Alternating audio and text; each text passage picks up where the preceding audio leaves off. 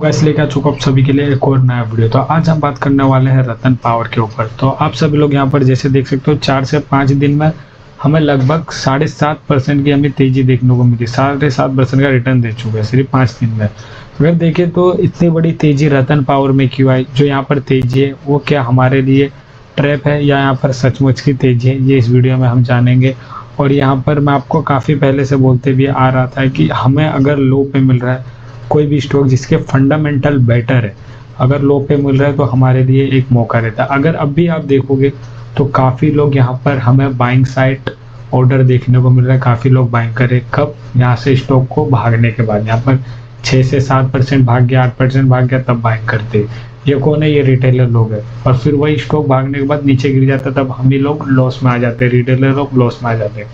हमें तब बाय करना है जब स्टॉक काफ़ी ज़्यादा नीचे हो, तब नहीं जब स्टॉक भाग चुका। अगर आप देखोगे तो आज भी काफ़ी ज़्यादा यहाँ पर बाइंग साइड का ऑर्डर लगा और आज 4.5% भागा है। अगर हमें यहाँ पर रुकना है, अगर हम इन्वेस्टमेंट करना है तो हमें यहाँ पर काफ़ी टाइम तक रुकना रहेगा। अगर आप यहाँ पर एक साल देखोगे तो स्टॉक यहाँ पर एक साल में ऑलमोस्ट पैसा डबल कर दिया था। जब देखोगे तो यहाँ पर 9 रुपया था, फिर यहाँ पर चढ़ के 20 रुपये तक हाई लगा, फिर स्टॉक एक यहाँ पर डाउन लेवल में आ गया और अभी ये टाइम पे कंसोलिडेट लेवल में फंसा है। तो आइए हम देखते हैं यहाँ पर इसका आज का डाटा क्या है और ये क्या ट्रैप है या सचमुच की तेजी है। आप यहाँ पर देखोगे तो ओपन होता है यहाँ पर 14 रुपये 22 पैसे पर, हाई लगाता है 14 रुपये 90 पैसे, लो लगाता है 13 रुपये 80 पैसे। अगर हम यहाँ वॉल्यूम की बात करें, वॉल्यूम देखोगे 3 करोड़ 94 लाख का वॉल्यूम है।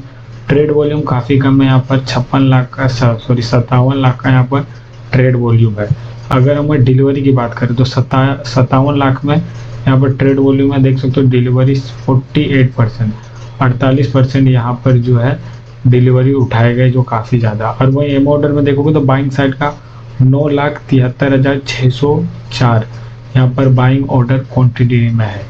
स्टॉक आप देख सकते हो भागने के बाद कितने ज़्यादा लोग वहीं बाई करते हैं, लेकिन जब यहाँ पर गिर रहा था तब हमें डिलीवरी में यहाँ पर सिर्फ 20 से 25% देखने को मिल रहा था। बाइंग ऑर्डर यहाँ पर था नहीं, यहाँ पर जो था सेलिंग ऑर्डर हमें देखने को मिल रहा था। अगर वही हम प्राइस बैंड की बात करें तो उसका 5% है। अगर यहाँ पर 5% भागा या 5% गिरा तो स्टॉक वहीं पर लॉक हो जाएगा। तो आप यहाँ पर देख सकते हो काफ़ी लोग यहाँ पर ये टाइम पे बाइंग कर रहे हैं। और अगर स्टॉक यहाँ से 5% और यहाँ पर भागा और यहाँ पर वही लोग प्रॉफिट फिर बुकिंग कर सकते हैं। कुछ लोग ऐसे होते हैं जो यहाँ पर लॉन्ग टाइम के लिए आते हैं, लेकिन स्टॉक को 10 से 5% भागते हुए देख के यहाँ पर क्या होता है, उन लोग प्रॉफिट बुकिंग कर लेते हैं। फिर स्टॉक वहाँ से धीरे धीरे नीचे गिरना चालू होता है जब अगर यहाँ पर ज़्यादा क्वान्टिटी में बाय करते हैं। तो अगर हम इसकी फंडामेंटल की बात करें, अगर आप देखोगे तो यहाँ पर एफआई वाले ने भी अपनी होल्डिंग बढ़ाई है। आइए आपको हम होल्डिंग दिखाते हैं। आप यहाँ पर देखोगे तो गिरते हुए मार्केट में आप देखोगे तो एफआई वाले ने यहाँ पर सितंबर में अपनी होल्डिंग बढ़ा के रखी है। यहाँ पर 3.5% से यहाँ पर 4.5% के आसपास कर दिया। मतलब यहाँ पर एफआई वाले यहाँ पर अपने होल्डिंग बढ़ा रहे, तो कहीं ना कहीं इनमें एक अच्छा व्यू दिख रहा है, लॉन्ग टाइम दिख रहा है। पहले आप देखोगे तो यहाँ पर 0.38% था, लेकिन धीरे धीरे यहाँ पर जो होल्डिंग का आप देख सकते हो जो यहाँ पर 4.5% के आसपास यहाँ पर होल्डिंग कर दिया है। तो कहीं ना कहीं इसमें एक अच्छा व्यू देखने को मिल रहा है। लेकिन अगर हम फंडामेंटल की बात करें तो कंपनी का अगर यहाँ per year on year cell growth देखोगे, पहले हम यहाँ पर क्वार्टर इन क्वार्टर देखें तो यहाँ पर जो है हमें थोड़ा माइनस में देखने को मिल रहा है। वो कैसे? अगर आप यहाँ पर देखोगे तो हमें परसेंटेज जो पहले था प्लस में, अब हमें यहाँ पर माइनस में देखने को मिल रहा है। मतलब यहाँ पर सेल ग्रोथ हो रहा है, कुछ खास हमें देखने को ये टाइम पे नहीं मिल रहा है। सेल ग्रोथ जो है ये अभी माइनस में चल रहा है ये टाइम पे। अगर हम वही इंटरेस्ट की बात करें तो कंपनी जो इंटरेस्ट पे करता था यहाँ पर वो हमें थोड़ा अच्छा देखने को मिला, धीरे धीरे यहाँ पर कम हुआ है। पहले यहाँ पर 2500 करोड़ था, फिर 2300 करोड़, फिर यहाँ पर अभी 1200 करोड़ बचा हुआ है। लेकिन वही अगर हम नेट प्रॉफिट की बात करें तो नेट प्रॉफिट यहाँ पर 1900 करोड़ यहाँ पर माइनस में था। ये टाइम पे हमें थोड़ा प्लस में देखने को मिल रहा है, 8,800 करोड़ प्लस में देखने को मिला। वो इसके लिए अगर आप देखोगे तो इतना ज़्यादा यहाँ पर नेट प्रॉफिट देखने को क्यों मिला? क्योंकि यहाँ पर जो अदर्स इनकम है वो अदर्स इनकम यहाँ पर आया था काफ़ी ज़्यादा, इसके वजह से देखने को मिला। नहीं तो हो सके यहाँ पर भी माइनस में देखने को मिलता है, क्योंकि पिछले 3 क्वार्टर में हमें यहाँ पर माइनस देखने को मिल रहा है। अगर हम वही ईयर ऑन ईयर बात करें, अगर आप वही ईयर ऑन ईयर बात करोगे तो यहाँ पर ईयर ऑन ईयर में भी जो है माइनस में है। और वही क्वार्टर इन क्वार्टर देखोगे तो क्वार्टर इन क्वार्टर में भी हमें माइनस में देखने को मिल रहा है। अब देख सकते हैं यहाँ पर क्वार्टर इन क्वार्टर भी माइनस एंड यहाँ पर ईयर ऑन ईयर भी माइनस में चल रहा है ये टाइम। लेकिन कंपनी अपना फंडामेंटल काफ़ी बेटर कर रहा है। अगर हमें कंपनी का रिजर्व की बात करें, कंपनी जो माइनस में रिजर्व था और 9,000 करोड़ 1,000 करोड़ वो अब धीरे धीरे क्या कर रहा है, कम करते जा रहा है। पहले यहाँ पर 9,000 करोड़ था, फिर 1,000 करोड़ लाया, फिर अब 900 करोड़ आ गया है। वही अगर हम ब्राउजिंग की बात करें, कंपनी का ब्राउजिंग भी यहाँ पर थोड़ा जो कंपनी का डेब्ट है वो यहाँ पर कम होते हुए नजर आए। लेकिन वही अगर कंपनी के एसिड की बात करें, जो कंपनी अपना एसिड यहाँ पर धीरे धीरे एसिड भी कंपनी का यहाँ पर कम होते हुए नजर आए। मतलब अगर आप यहाँ पर देखोगे तो फंडामेंटल हमें कुछ नेगेटिव पॉइंट देखने को मिल रहा है टाइम पे।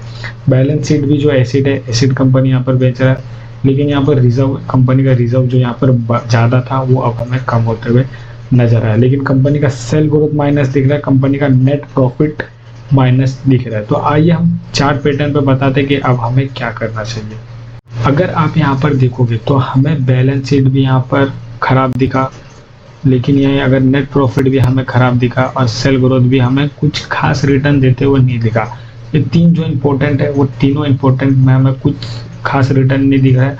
मतलब यहाँ पर नेगेटिव पॉइंट हमें ज़्यादा दिख रहा है। तो हमें सिचुएशन में क्या करना चाहिए, अगर आप देखोगे तो एक्सपोर्ट का क्या मानना है। अगर हम एक्सपोर्ट की राय से चले तो 2030 तक रतन पावर का जो टारगेट है वो 40 से 50 रुपए का है।